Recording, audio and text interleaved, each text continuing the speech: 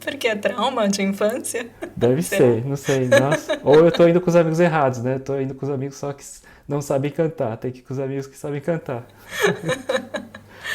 Ah, muito bom. Você falou dessa questão das fitas. Seus tios gravavam os programas e mandavam as fitas para o Brasil? É, eles gravavam no VHS e aí eles mandavam. Caramba! Não, não sei se você conhece isso, mas tinha, até hoje tem, na verdade, um serviço. Não sei se é uma pessoa que fazia, mas eu cheguei a comentar com outros amigos, são descendentes japoneses também, eles sabem disso que tem isso já, acho que dos anos 80, 90, tinha um serviço de entrega, tipo um delivery de fita com programas de TV, filmes japoneses. E é um serviço assim de uma empresa que você aluga, você paga ali uma taxa mensal e essa empresa vai distribuindo ali, deixa uma fita na sua casa por uma semana com alguns programas de TV, vai na semana seguinte recolhe a fita, deixa outra. E meus pais super, nossa, minha mãe super, pra mim eu cresci com isso, sabe? Tem um homem da fita, o homem da fita vai lá toda semana, deixa uma fita. Aí depois quando teve, né, a transição para DVD, eles se agilizaram lá, mudaram tudo, converteram tudo para DVD e mudaram. Aí virou o cara lá, o cara do DVD, mas nunca deixou de ser chamado de homem da fita. Nossa, eu não me lembro disso não. Não, eu não tinha isso. Tanto que, assim, lógico que minha tia não mandava toda semana fita pro Brasil, porque custava caro. E ela mandava 2 ou 3 fitas, e essas 2 ou 3 fitas tinham que durar lá 3 meses, porque ficava assistindo o mesmo programa durante 2 ou 3 meses até chegar uma nova leva de gravações e aí voltar a assistir de novo. Gente, que curioso. E Ricardo, quando você era criança, adolescente, isso eu ouço que é muito comum de outros descendentes, até comigo mesma, né, de não gostar de crescer ouvindo piadinhas, comentários, e até eu passei a criar uma rejeição com, eu não quero ser japonesa, não quero ser chamada dessa forma, né, porque vem um monte de estereótipos em cima disso, e eu percebi que isso é meio comum. E isso aconteceu com você? Você lidava numa boa? Como que era pra você quando era mais moleque, mais jovem? Não, comigo, não, eu não tive uma experiência desse tipo, na verdade. E pensando como eu era na época, né? Eu acho que porque eu meio que era esse japonês que as pessoas queriam que eu fosse, né? Então, esse descendente de japonês que é estudioso, certinho, trabalhador, honesto, tudo isso, eu entrava nesses estereótipos, sabe? Eu não ia contra tudo isso que as pessoas falavam. Eu até tinha um certo orgulho de ouvir tudo isso, né? Porque falava, nossa, eu sou estudioso, legal.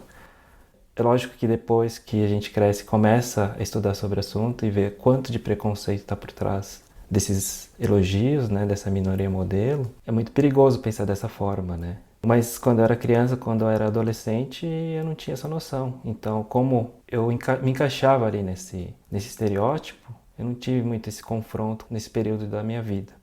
E você fez engenharia, né? Você se formou em engenharia. Essa escolha pra você foi natural? Como que foi esse processo? Na verdade, a minha escolha, né, da engenharia, ela foi muito natural, porque nesse período da minha vida eu acabava fazendo as coisas que as pessoas falavam que eu tinha que fazer. Eu era bom em matemática, por exemplo, no colégio, então foi uma escolha natural ir para a parte de exatas. E para a parte de exatas acabou sendo engenharia, porque todo mundo me falava que você sendo engenheiro você já teria um emprego certo depois que você se formasse. Acabou sendo uma escolha natural, mas ao mesmo tempo não era uma escolha interna, era muito do que eu ouvia dizer que seria bom para mim. Todo esse período da minha vida, antes da fotografia, eu acho que foram escolhas muito não conscientes, nesse sentido de não ser algo que eu queria realmente. Foi muito do que meus pais, minha família, a sociedade falava para mim que eu tinha que fazer e acabava fazendo.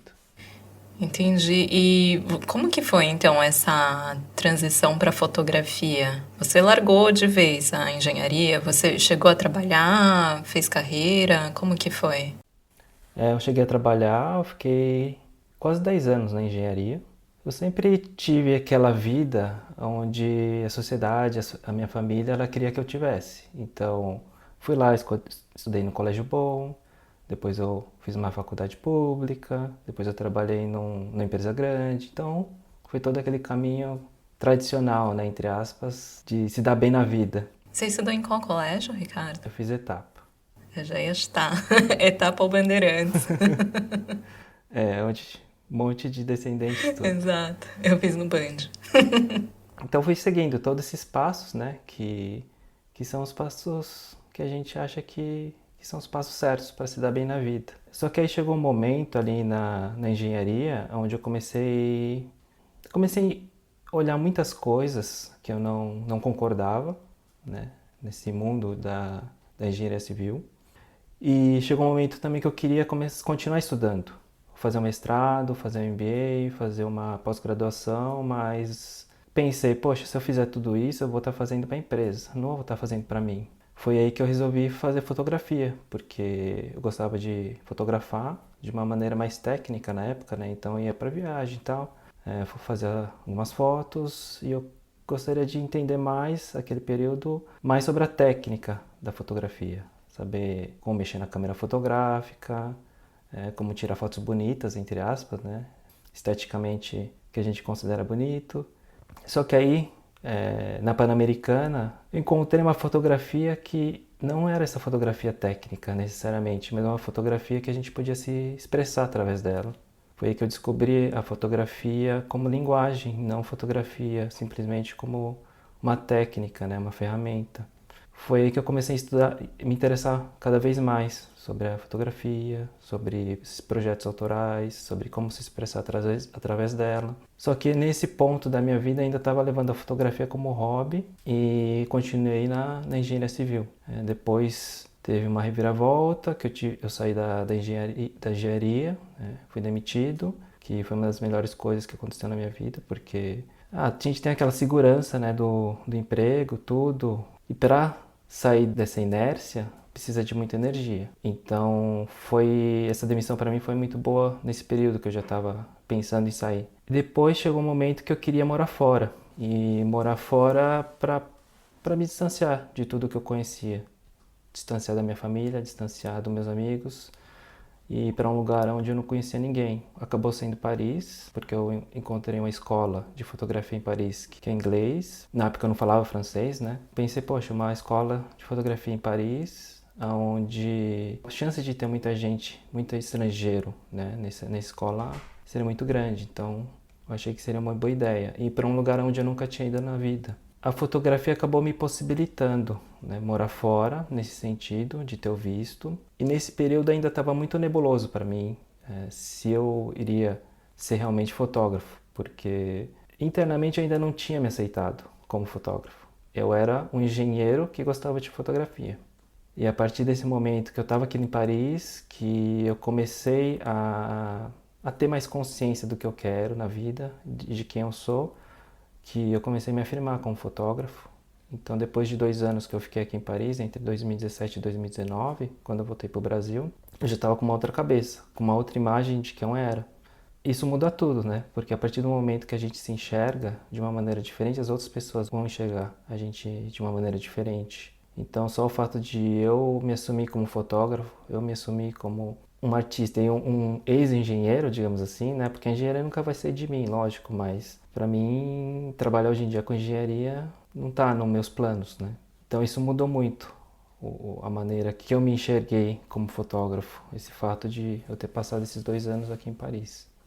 Por que foi crucial para você, você acha? O que te permitiu morar fora, estar num lugar que você não conhecia, a língua era diferente, pessoas diferentes? Foi muito eu estar num lugar onde eu poderia ser quem eu quisesse. Eu acho que muita gente passa por isso, né? Que vai morar no exterior, longe de tudo que conhece ali no conforto da onde tem as amizades, tem a família, e acaba podendo ser quem ela quer.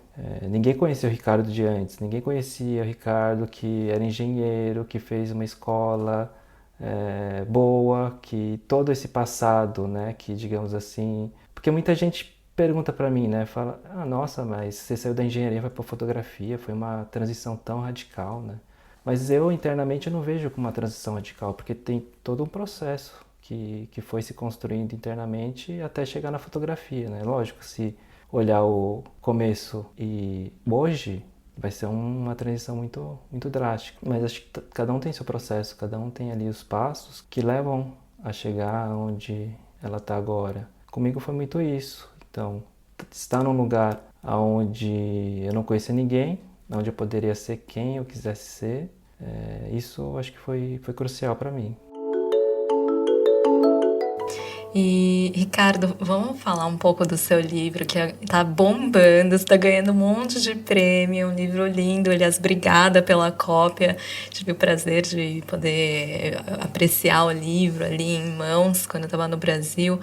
E como que foi o processo? A sua família se envolveu, seus pais estão ali, né? Você fotografou é a casa onde você cresceu? Isso, a casa cresci. E como que surgiu esse projeto, então, essa ideia? Nesse período que eu estava aqui em Paris, entre 2017 e 2019, no final dele, me veio uma vontade muito grande de fotografar minha família. E simplesmente fotografar, sem pensar no que eu poderia fazer com essas fotos depois. Depois que eu voltei para o Brasil, no final de 2019, eu comecei a fazer esse projeto, né? Então foi o momento que eu comecei a fotografar minha avó, meus pais, de uma maneira bem solta, né? De uma maneira mais intuitiva mesmo, descobrindo essa nova família, porque eu voltei de muito diferente de Paris. Então era uma maneira também de eu me descobrir através dessa família. E, coincidentemente, no começo de 2020, eu aluguei meu apartamento e fui morar com meus pais de maneira temporária. Só que aí, em março veio a pandemia, que obrigou a gente a ficar confinado dentro de casa, um momento que ninguém saía desse espaço da casa. Então foi um momento que eu continuei fazendo esse projeto de uma maneira muito mais intensa, porque era um momento que todo mundo estava junto, poderia fotografar a qualquer momento, e foi se desenrolando dessa maneira. Nessa época, eu fazia um pouco antes da pandemia, né, eu fazia um grupo de estudos com o Daniel Salum também, que foi professor na Momonoke. E durante a pandemia, a gente teve que cortar esses encontros em grupo, e ele me sugeriu a fazer os encontros individuais. Então, a cada 15 dias, a gente se encontrava virtualmente, eu mostrava as fotos que eu estava fazendo e a gente editava ali de uma maneira mais leve, mais intuitiva. Que os encontros também foram muito cruciais para mim nesse período, porque além de ter essa edição das fotos que eu fazia, também tinha uma questão terapêutica de ter alguém fora da família que eu conversava, né? Ainda mais nesse período de pandemia, que ninguém tinha contato com ninguém, também os momentos tensos, né, desse período. Então, esses encontros foram essenciais para mim. Até que em março de 2021 teve um festival de fotolivro em São Paulo, Festival Imaginária, e onde tinha o boneco de fotolivro, um prêmio de boneco de fotolivro. O boneco é uma maquete que a gente faz do livro, né, para poder sentir como ele é fisicamente. Então, seria um pré-livro.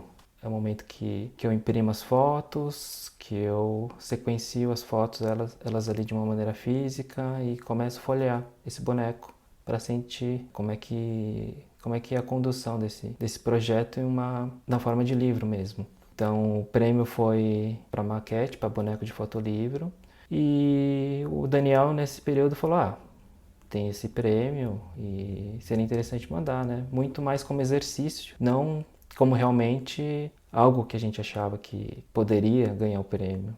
Mas no final foi uma surpresa que ele acabou ganhando o primeiro prêmio. E foi uma surpresa muito grande, porque é um projeto que eu estava muito envolvido, estava muito dentro dele. E Daniel também me ajudando, estava muito envolvido na edição. E para a gente não era um final, era só ali um meio, porque ele fala muito de eu ir para o Japão também, de eu poder ir para o Japão, poder experienciar toda essa volta para um lugar dos meus antepassados, para Okinawa, né, também, principalmente. Então era um período que a gente não tinha na cabeça que o projeto estava pronto. Então foi depois que ganhou o prêmio, e aí o prêmio seria a publicação do livro, né, foi a publicação do livro. Foi um processo também de gestão ali daquele período do projeto, porque meio que foi um capítulo que se fechou, né.